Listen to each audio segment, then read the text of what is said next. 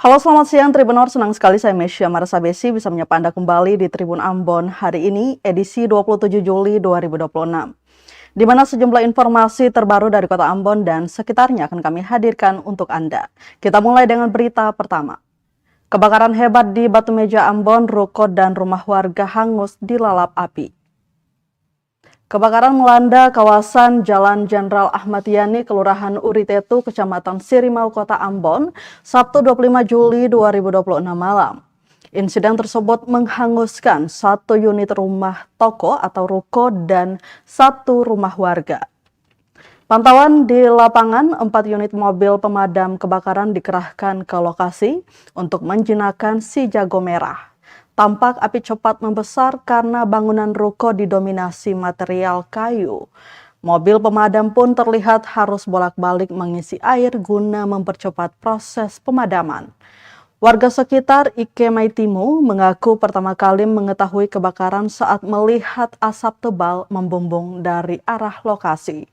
Sampai berita ini diturunkan, penyebab kebakaran, jumlah kerugian, serta kemungkinan adanya korban jiwa masih dalam penyelidikan polisi.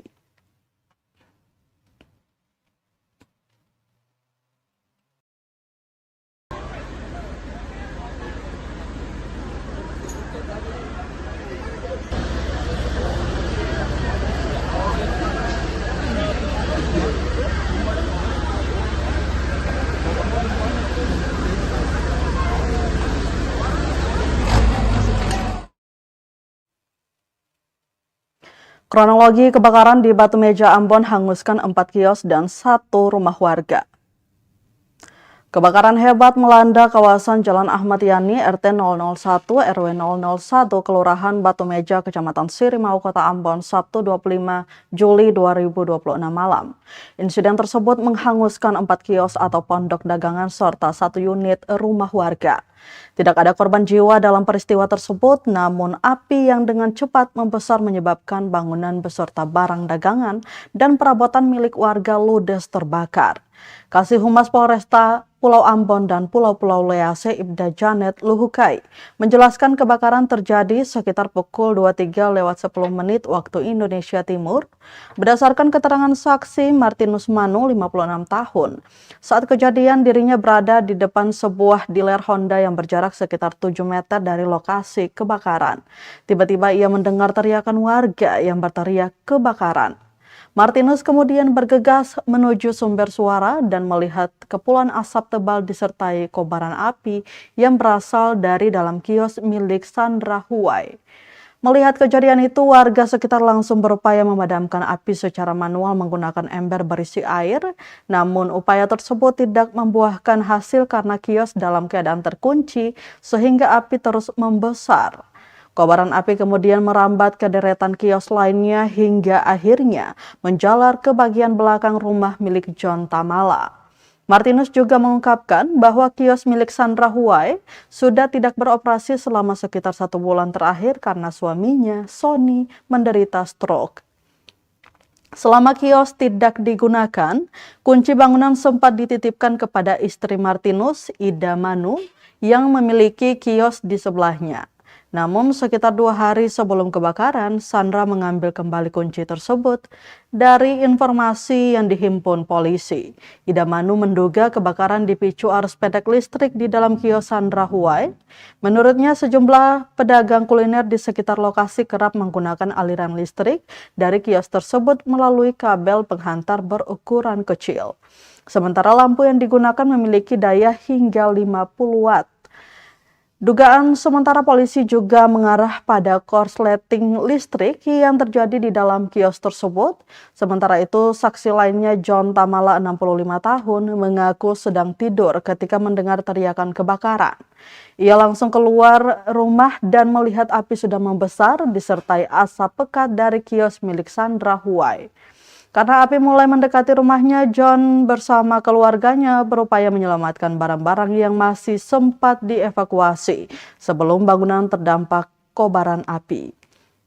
Sekitar pukul 23:17 waktu Indonesia Timur, 4 unit mobil pemadam kebakaran milik pemerintah Kota Ambon tiba di lokasi bersama personil Polsek Sirimau. Petugas gabungan kemudian berjibaku memadamkan api hingga sekitar pukul 1:09 waktu Indonesia Timur. Api benar-benar dipastikan padam pada pukul 2:39 waktu Indonesia Timur dan situasi dinyatakan aman. Usai kebakaran, personil kepolisian bersama petugas pemadam kebakaran mengamankan lokasi dengan memasang garis polisi atau polis line. Polisi juga memberikan imbauan kepada masyarakat agar lebih waspada terhadap potensi kebakaran, terutama yang dipicu instalasi listrik. Saat ini keluarga John Tamala untuk sementara mengungsi di rumah tetangga terdekat, sedangkan korban lainnya kembali ke rumah masing-masing. Mereka berharap pemerintah Kota Ambon melalui Dinas Sosial dapat mengambil langkah penanganan bagi warga yang terdampak musibah tersebut.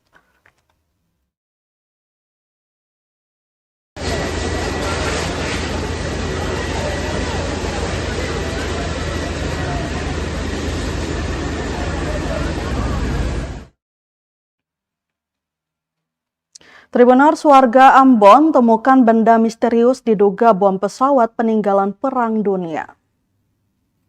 Warga Kota Ambon digegerkan dengan penemuan sebuah benda misterius yang diduga menyerupai bom pesawat peninggalan Perang Dunia II di Jalan Dr. Setiabudi, Kecamatan Sirimau, Kota Ambon.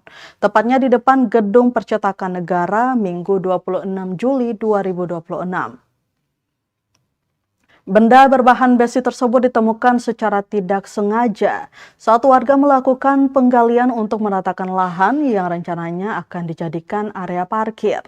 Salah seorang warga, Stevi Simatau, yang menemukan benda itu mengaku awalnya diminta saudaranya membantu menyiapkan lahan di depan gedung tersebut. Namun saat proses penggalian menggunakan alat linggis, ternyata benda tersebut masih memanjang ke dalam tanah. Menyadari benda tersebut berpotensi berbahaya, warga langsung menghentikan aktivitas penggalian.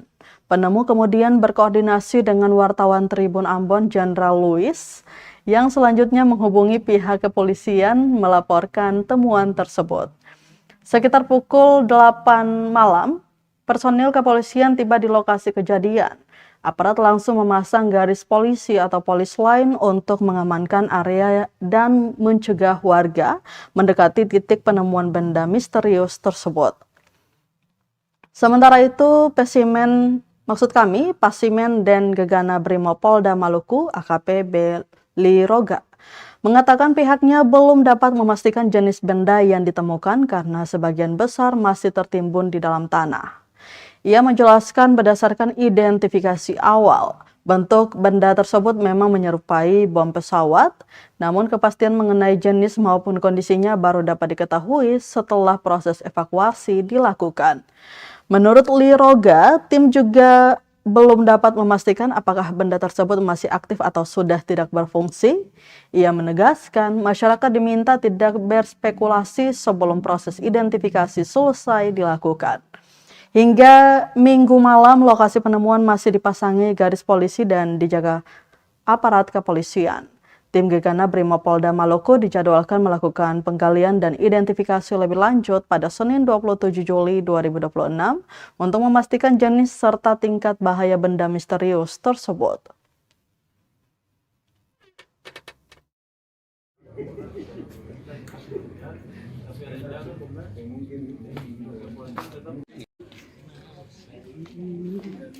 Jam 4:30 lebih itu saya diminta tolong oleh kakak saya, kita kesini untuk mau buat lahan parkir di sini. Jadi dari kemarin itu sebelum kegiatan itu pohon sudah ditebang, semuanya sudah selesai, tinggal kita memindahkan yang bendera ini ke tempat yang lain agar di sini bisa dibuat lahan parkir. Tapi ketika kita gali sekitar hampir 1 jam. Di situ kita melihat bahwa ada benda yang berbentuk dengan mobil. Dari hal itu kita langsung berkoordinasi dan kita langsung berhenti untuk menggali. Kita ledakan atau ada timer baru. Jadi karena ini yang jadi kapan besok, lalu pada tingkat besok juga malam ini atau sebelum Tapi ini kan sudah ada polis lain, tapi tidak menutup kemungkinan misalnya ada aktivitas masyarakat di sekeliling sini. Oh sudah, nanti bagaimana, kita Pak? sudah kerjasama dari pihak wilayah, khususnya Polsek sama yang punya wilayah sini Babin untuk menjaga ini supaya tetap aman sampai besok pagi ketika kita dari tim Girana datang. Ya, Pak boleh tahu ini jenis apa ya, Pak? Sebentar ya, nanti kita belum tahu persis ini jenisnya apa karena kita belum lihat sampai seutuhnya, benda utuhnya, supaya bisa katong memberikan kesimpulan oh jenisnya seperti apa ya.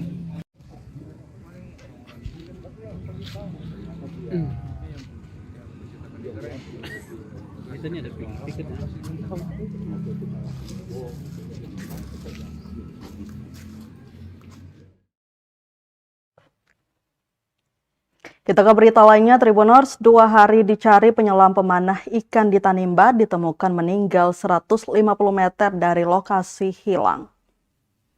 Upaya pencarian terhadap Yohanes Malirafin, 40 tahun, warga desa Alusi Kelan, Kabupaten Kepulauan Tanimbar, akhirnya membuahkan hasil.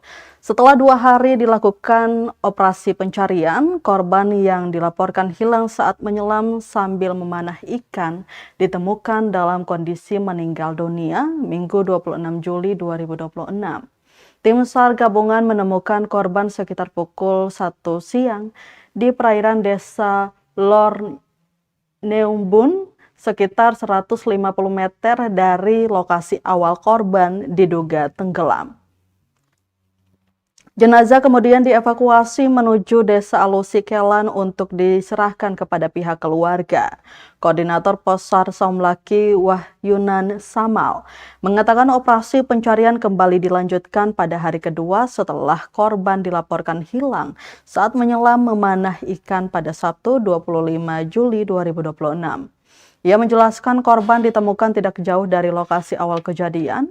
Peristiwa bermula ketika 4 warga desa Alusi Kelan berangkat menuju perairan desa Lornwembun sekitar pukul 12:40 waktu Indonesia Timur untuk menyelam sambil memanah ikan.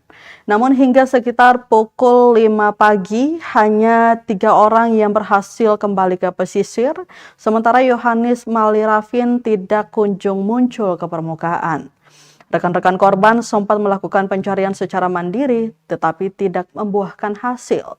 Kejadian tersebut kemudian dilaporkan kepada BPBD Kabupaten Kepulauan Tanimbar yang selanjutnya diteruskan ke Possar Saumlaki pada Sabtu sekitar pukul 14.55 waktu Indonesia Timur. Sejumlah personil langsung dikerahkan untuk melakukan operasi pencarian bersama unsur SAR gabungan. Operasi SAR melibatkan Possar Saumlaki, Polairut Polda Maluku, Polres Saumlaki, BPBD Kabupaten Kepulauan Tanimbar, serta masyarakat setempat.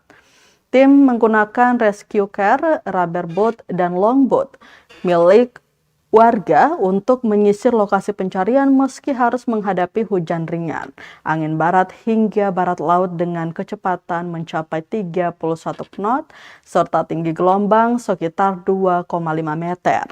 Setelah korban ditemukan dan dievakuasi, operasi SAR resmi dinyatakan selesai dan ditutup.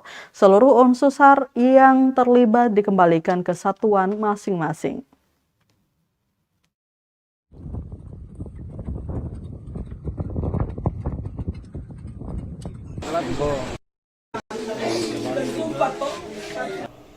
Pada tanggal 26 Juli 2026 pukul 13.00 WIB, tim SAR gabungan berhasil menemukan korban dalam pada posisi koordinat 7 derajat 41 menit 53 detik Sierra, 131 derajat 34 menit 4 detik Eko, kurang lebih 150 meter heading 31 arah barat laut dari LKK dalam keadaan Mike Delta atau meninggal dunia.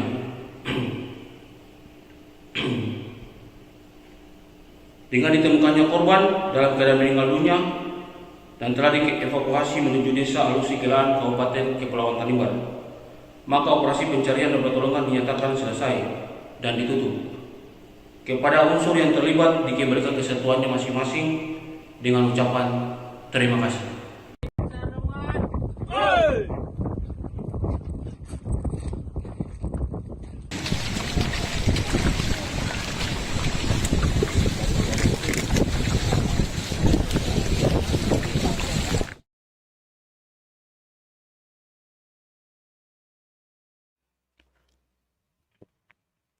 Gubernur buka Advance Training Nasional HMI dorong lahirnya pemimpin berintegritas dan solutif. Gubernur Maluku Hendrik Lewerisa secara resmi membuka Advance Training atau Latihan Kader 3 atau LK3 tingkat nasional Badan Koordinasi atau BADKO Himpunan Mahasiswa Islam atau HMI Maluku di Gedung Islamic Center Ambon Sabtu 25 Juli 2026.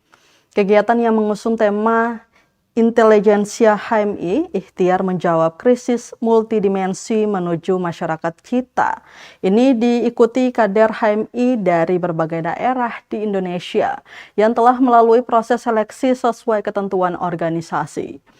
Dalam sambutannya, Gubernur menyampaikan apresiasi kepada BADKO HMI Maluku atas komitmennya menjaga kualitas kaderisasi. Menurutnya, HMI sebagai salah satu organisasi kemahasiswaan tertua di Indonesia telah memberikan kontribusi besar bagi bangsa dengan melahirkan banyak tokoh di berbagai bidang pengabdian. Gubernur menegaskan pelaksanaan LK3 memiliki nilai strategis sebagai ruang pembentukan pemimpin masa depan yang mampu menjawab berbagai tantangan pembangunan. Ia menilai nilai-nilai kaderisasi HMI sejalan dengan arah pembangunan nasional melalui Astacita yang menekankan penguatan kualitas sumber daya manusia, tata kelola pemerintahan yang baik, transformasi digital, serta kemandirian ekonomi. Gubernur juga mengajak seluruh peserta menjadikan Maluku sebagai ruang pembelajaran tentang pentingnya persaudaraan dan perdamaian. Ia menekankan bahwa falsafah hidup Pelagandong dan Siwalima merupakan warisan budaya yang mengajarkan persatuan, toleransi, dan semangat membangun kebersamaan di tengah keberagaman. Menutup sambutannya, Gubernur berharap seluruh rangkaian LK3 mampu melahirkan kader-kader HMI yang berwawasan luas, berintegritas, inovatif, adaptif, serta terhadap perubahan serta menjadi pelopor persatuan dan pembangunan bangsa. Pembukaan kegiatan turut dihadiri unsur Forkopimda Provinsi Maluku dan Kota Ambon, pimpinan DPRD Provinsi Maluku dan Kota Ambon, Wali Kota Ambon, Wakil Wali Kota Tual, pimpinan perguruan tinggi, instansi vertikal, BUMN, BUMD, jajaran KAHMI, BADKO HMI Maluku, para senior HMI, serta peserta Advance Training atau LK3 dari berbagai daerah di Indonesia.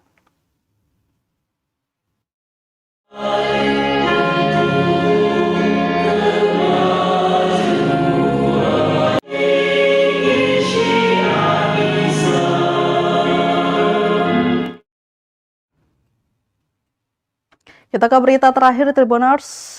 Kemarau picu krisis air di Bula, polisi turun tangan salurkan air bersih ke warga.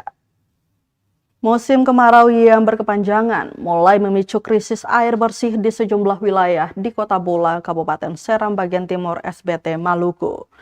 Menyikapi kondisi tersebut, Polres SBT menyalurkan air bersih kepada warga di kawasan Englas, Kecamatan Bula. Menggunakan kendaraan taktis water cannon, aksi tersebut dipimpin langsung oleh Wakapolres SBT, Kompol Yohanes Titus, bersama personil Polres SBT. Kendaraan EWC yang biasa digunakan untuk pengendalian massa dialihfungsikan menjadi sarana pendistribusian air bersih bagi warga yang terdampak kekeringan. Kompol Yohanes mengatakan langkah itu dilakukan sebagai respons atas keluhan masyarakat yang kesulitan memperoleh air bersih untuk memenuhi kebutuhan sehari-hari. Menurutnya, distribusi air bersih tersebut merupakan bentuk kepedulian Polri kepada masyarakat yang sedang menghadapi dampak musim kemarau. Ia berharap bantuan yang disalurkan dapat meringankan beban masyarakat sekaligus memperkuat sinergi antara Polri dan pemerintah Kabupaten Seram bagian timur dalam menangani dampak kekeringan. Diketahui bantuan air bersih tersebut disambut antusias oleh warga Englas. Mereka mengaku bantuan itu sangat membantu di tengah terbatasnya pasokan air bersih akibat kemarau yang melanda wilayah tersebut. Polres SBT memastikan kegiatan distribusi air bersih akan terus dilakukan secara berkala ke wilayah-wilayah lain di Kota Bula yang terdampak kekeringan selama musim kemarau masih berlangsung.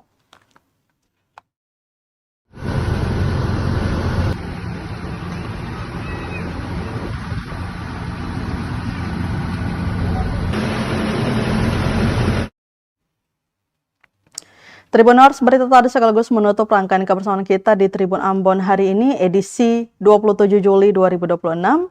Mewakili seluruh kru yang bertugas, saya Mesya Marsabesi pamit undur diri. Selamat siang dan sampai jumpa. Amato. Download Tribun X sekarang, menghadirkan lokal